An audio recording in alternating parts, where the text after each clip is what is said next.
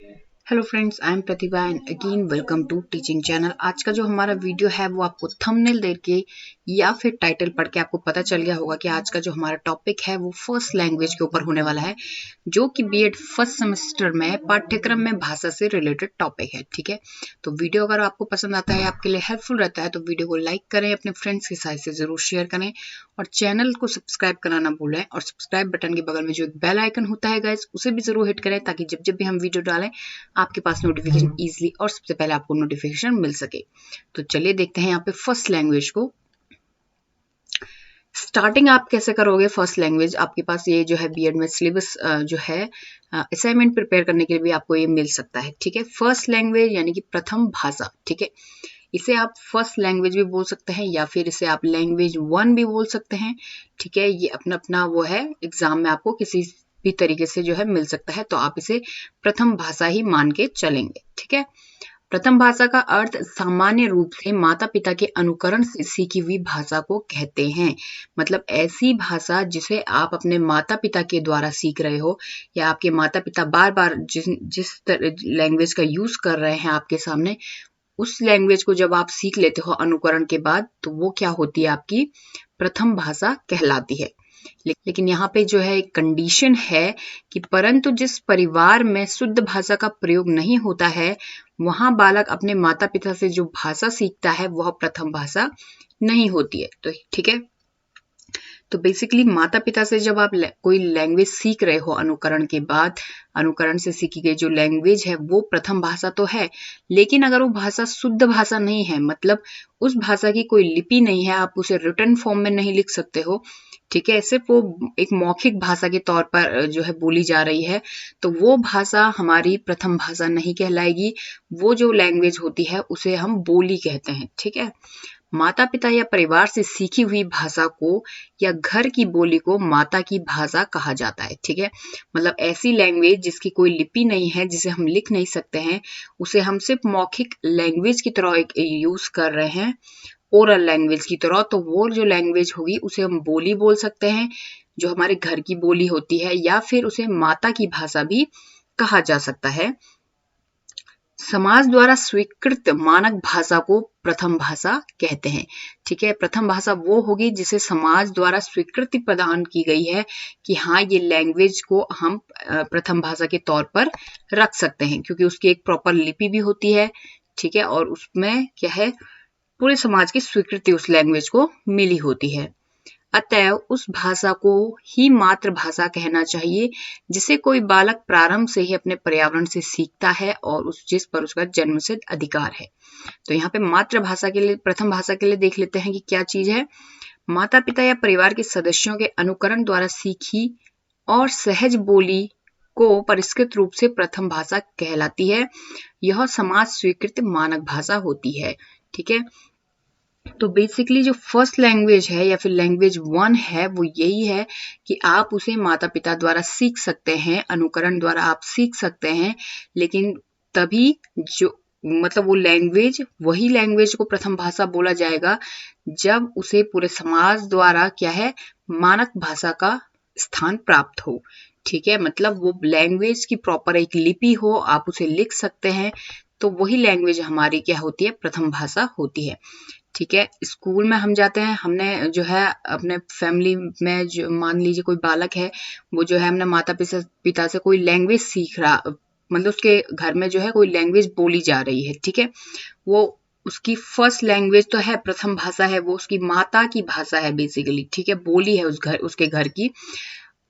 जब वो स्कूल में जाता है तो वहां वो जो है हिंदी लैंग्वेज को सीखता है जब, तो वो जो हिंदी लैंग्वेज जब वो सीखना स्टार्ट कर रहा है, तो वो हिंदी लैंग्वेज उसकी प्रथम भाषा कहलाएगी, क्योंकि जो हिंदी है, खड़ी हिंदी, उसकी एक प्रॉपर लिपि होती है, उसे हम रिटन फॉर्म में लिखते हैं। ठीक है, लेकिन जो घर में अभी तक सीख रहा था उसकी कोई रिटन जो है लैंग्वेज नहीं है उस भाषा की, तो वो उसकी माता की भाषा कहलाएगी। और जो वो स्कूल में जाकर के वो चीज सीख रहा है, स्कूल में जाके जो उसने हिंदी सीखना स्टार्ट करा है, वो उसकी प्रथम भाषा कहलाएगी। तो प्रथम भाषा ही व्यक्ति का सर्वांगीण विकास का आधार है, सर्वांगीण विकास करती है प्रथम भाषा के द्वारा ही ये सब होता है। ठीक है, उसके बाद देखते हैं प्रथम भाषा का महत्व। क्या महत्व है प्रथम भाषा का? तो यहाँ पे निम्न महत्व है, बहुत सारे पॉइंट्स हमने यहाँ पे लिए हैं कि प्रथम भाषा और छात्रों का शारीरिक विकास, यानी कि प्रथम भाषा के द्वारा ही छात्रों का शारीरिक विकास होता है, बौद्धिक और मानसिक विकास होता है, भावात्मक विकास भी होता है, सांस्कृतिक होता है, सामाजिक विकास होता है, नैतिक एवं चारित्रिक विकास होता है। शिक्षा प्रदान करने का ये सर्वोत्तम माध्यम है जो प्रथम लैंग्वेज है या प्रथम भाषा है। अभिव्यक्ति का माध्यम है, आदर्श नागरिकता का गुणों का विकास करती है, सृजनात्मक क्षमता का विकास करती है और ज्ञान के प्रसारण या संरक्षण वो करती है। तो प्रथम लैंग्वेज का यहाँ पे महत्व हमने कुछ पॉइंट्स में लिखा है, इसे एक्सप्लेन करेंगे हम थोड़ी थोड़ी। जो फर्स्ट था कि प्रथम भाषा और छात्रों का शारीरिक विकास, ठीक है। शारीरिक विकास के लिए बेसिकली क्या है कि जितना आवश्यक हमको एक पौष्टिक भोजन होता है, उतना ही आवश्यक हमको क्या होती है, एक प्रॉपर अच्छी नींद भी आवश्यक है एक अच्छे स्वास्थ्य के लिए। तो यहाँ पे क्या है कि प्रथम भाषा का किस तरीके से यूज होता है, जो माताएं होती हैं वो अपने बालकों को लोरी सुनाकर सुलाती हैं, जो लोरियां होती हैं वो उनकी प्रथम भाषा में ही होती हैं। अब वो प्रथम भाषा आपकी बोली भी हो सकती है या फिर आपकी जो प्रॉपर एक समाज द्वारा स्वीकृत भाषा है वो भी हो सकती है, ठीक है। तो यहाँ पे क्या है, प्रथम भाषा के द्वारा जो शारीरिक विकास होता है उसमें यही चीजें हैं कि विकास पौष्टिक भोजन से भी होता है और एक अच्छी नींद से भी होता है। तो बालकों के लिए किस तरीके से यूजफुल होती है कि उनकी माताएं उनको अपनी लैंग्वेज में या प्रथम भाषा में उनको क्या सुनाती हैं, लोरी सुनाती हैं, जिससे उनको अच्छी नींद आती है और उनका शारीरिक विकास अच्छे से होता है। सेकंड है प्रथम भाषा और छात्रों का बौद्धिक एवं मानसिक विकास। मानसिक विकास के लिए सबसे अच्छी आवश्यकता क्या है कि विचार उनके अच्छे रहेंगे, ठीक है। उनके विचार करने की शक्ति उनके अंदर होगी और विचार तथा भाषा का एक अटूट संबंध है, यानी कि विचार भाषा को जन्म देते हैं और भाषा यहाँ पर विचारों को जन्म देती है, ठीक है। तो बेसिकली प्रथम भाषा में ही वो अच्छी तरीके से सोचने और समझने की शक्ति उनके जो अंदर आती है, तो जिससे उनका बौद्धिक और मानसिक विकास दोनों होते हैं। थर्ड है प्रथम भाषा और छात्रों का भावात्मक विकास, यानी कि बच्चे प्रथम भाषा को माता और मातृभूमि के समान श्रद्धा की दृष्टि से देखते हैं। यही कारण है कि अपने समान प्रथम भाषा वालों को वे प्यार और सम्मान की नजर से देखते हैं, ठीक है। बेसिकली होता क्या है कि जो बच्चे होते हैं उनमें क्या होता है, अपनी मान लीजिए उनके सामने कोई उन्हीं की लैंग्वेज वाला कोई दूसरा बच्चा है तो उसके साथ ज्यादा कंफर्टेबल हो पाते हैं या दोस्ती के नजरिए से उसको वो देखते हैं, ठीक है, सम्मान के नजरिए से देखते हैं उसको। तो यहाँ पे क्या है कि अपने समान लैंग्वेज वाले छात्रों को या बालकों के साथ जो है उनका क्या होता है, एक भावात्मक रिश्ता जुड़ने लगता है या उनका भावात्मक विकास वहां पर होने लगता है। नेक्स्ट है प्रथम भाषा और छात्रों का सांस्कृतिक विकास, क्योंकि जो प्रथम भाषा है वो हमारे साहित्य से उसका कहीं ना कहीं क्या होता है, जुड़ाव होता है। प्रथम भाषा में हमारी संस्कृति का इतिहास भी निहित होता है, इसलिए क्या होता है, सारे देश या परिवार के जितने भी लोग हैं वो सभी इससे क्या होते हैं, बंधे रहते हैं। तो यहाँ पे क्या है कि जो प्रथम भाषा है इसके जरिए हमारा जो है सांस्कृतिक विकास भी होता है छात्रों का, ठीक है। क्योंकि उन्हें नॉलेज जो है, इंफॉर्मेशन मिलेगी, उन्हें अपनी संस्कृति के बारे में पता चल पाएगा लैंग्वेज के थ्रू।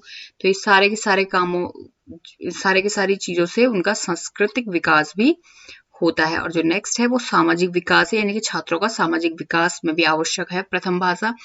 प्रथम भाषा बालक को सामाजिक स्वरूप प्रदान करती है। बालक प्रथम भाषा में ही बोलना, लिखना, तर्क करना आदि सीखता है, ठीक है। अब प्रथम भाषा वही होगी जिसे समाज द्वारा स्वीकृति प्रदान होगी, मतलब उसके आसपास के लोग भी उस लैंग्वेज का यूज करते होंगे, उसे समझते होंगे। तो बालक क्या है कि प्रथम भाषा में बोलना स्टार्ट करता है, लिखना स्टार्ट करता है, तर्क करना स्टार्ट करता है। बेसिकली वो एक सामाजिक दृष्टि से या सामाजिक हो जाता है प्रथम भाषा के इस्तेमाल से, ठीक है। तो यहाँ पे क्या है कि प्रथम भाषा छात्रों का सामाजिक विकास भी करती है। नेक्स्ट देखते हैं। नेक्स्ट है प्रथम भाषा और छात्रों का नैतिक एवं चारित्रिक विकास। बालक पर प्रारंभिक जीवन में पड़े संस्कार और विचार अमिट छाप छोड़ते हैं और उसके चरित्र का निर्माण करते हैं। माताएं अपने बालकों को प्रथम भाषा में रोचक एवं नैतिक कहानियां यहाँ पर सुनाती हैं। बेसिकली इसमें क्या है कि जितने भी जो प्रथम भाषा के थ्रू क्या होता है, बच्चों को बचपन में जो बात आप बता दोगे वो बात उसको एक याद भी रहेगा अपनी पूरी लाइफ लॉन्ग टाइम, ठीक है। उसको एक तरफ से संस्कार आप जो बचपन में दोगे वो संस्कार वो आगे जाके भी वो उसी तरीके से रिएक्ट करेगा, ठीक है। जिस तरीके के विचार आप उसके दिमाग में डाल दोगे वो उसी तरीके से अपना जो है भविष्य में उसी हिसाब से डिसीजंस लेगा। तो यहाँ पे क्या है कि बच्चे का नैतिक और चारित्रिक विकास होता है, क्योंकि जो उसकी माताएं होती हैं या फिर जो परिवार के और लोग होते हैं वो बच्चों को नैतिक कहानियां सुनाते हैं, ठीक है। अच्छी अच्छी कहानियां सुनाते हैं, मोटिवेशनल कहानियां सुनाते हैं, दूसरों की हेल्प करना, तो अच्छे से रहना, ये सारी चीजें उन्हें बताते हैं प्रथम लैंग्वेज में, फर्स्ट लैंग्वेज के थ्रू वो इन सारी चीजों को बताते हैं। तो जो ये चीजें वो जब बच्चा सीखता है बचपन से तो उसके लाइफ लॉन्ग टाइम जो है यूजफुल रहती है। नेक्स्ट है प्रथम भाषा शिक्षा प्रदान करने का सर्वोत्तम साधन है, ठीक है।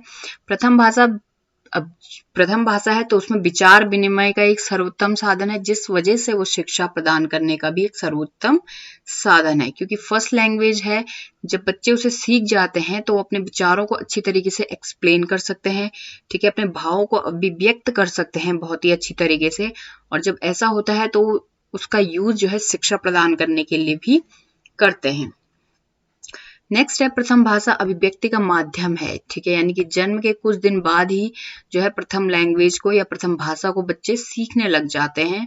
प्रथम भाषा के माध्यम से ही उनका सामाजिकरण होता है, इसलिए वह अभिव्यक्ति का माध्यम है, ठीक है। अभिव्यक्ति यानी कि अपने भावों विचारों, क्या चीज वो सोच रहे हैं उस चीज को व्यक्त करना दूसरे के सामने समाज में, तो ये चीजें सारी चीजें वो अपनी फर्स्ट लैंग्वेज के थ्रू करते हैं।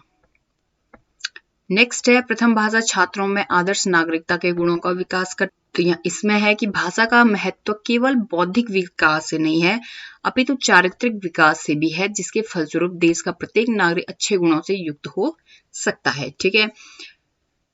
यहाँ पर भाषा का जो मेन महत्व है वो केवल बौद्धिक विकास से नहीं है, ठीक है।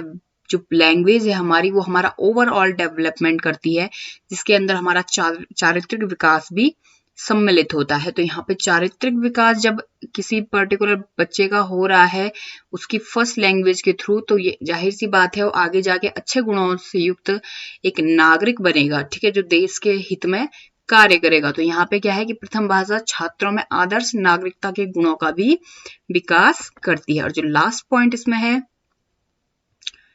लास्ट नहीं है, अब इससे आगे और भी है, मतलब प्रथम भाषा छात्रों में सृजनात्मक क्षमता का विकास करती है। बच्चों के अंदर जो है सृजन करने की जो है क्षमता है उसका यहाँ पर विकास करती है। वो कुछ नया सोचे, नया करके दिखाएं, इस चीज का वो विकास करते हैं।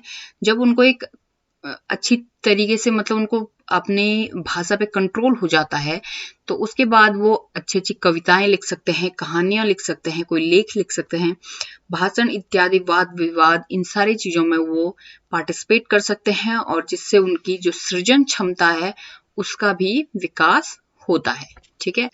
लास्ट पॉइंट जो इसमें था कि प्रथम भाषा ज्ञान का प्रसारण और संरक्षण करती है, ठीक है, ज्ञान का प्रसारण और संरक्षण करती है। तो इसके अंदर क्या है कि प्रथम भाषा के थ्रू ही जो है बच्चे अच्छी तरीके से अपना जो नॉलेज है उसे गेन कर पाते हैं, ठीक है। जो भी हिस्ट्री में या फिर जो उपलब्धियां लोगों को मिल रही है, कोई भी जनरल नॉलेज का क्वेश्चन है, इससे रिलेटेड जो भी उनको नॉलेज होता है उसको वो अपना बढ़ा सकते हैं। वो सारी चीजें जो है प्रथम भाषा के थ्रू जब वो करते हैं तो उनपे ज्यादा टाइम तक उन्हें याद रह पाता है। तो यहाँ पे ज्ञान के प्रसारण एवं उसको संरक्षण करने के लिए भी प्रथम भाषा बहुत ही आवश्यक है। तो आई होप गाइस कि आपको हमारा ये वीडियो पसंद आया होगा। अगर आपको हमारा ये वीडियो पसंद आया तो वीडियो को लाइक करें, शेयर करें, चैनल को जरूर सब्सक्राइब करते रहें।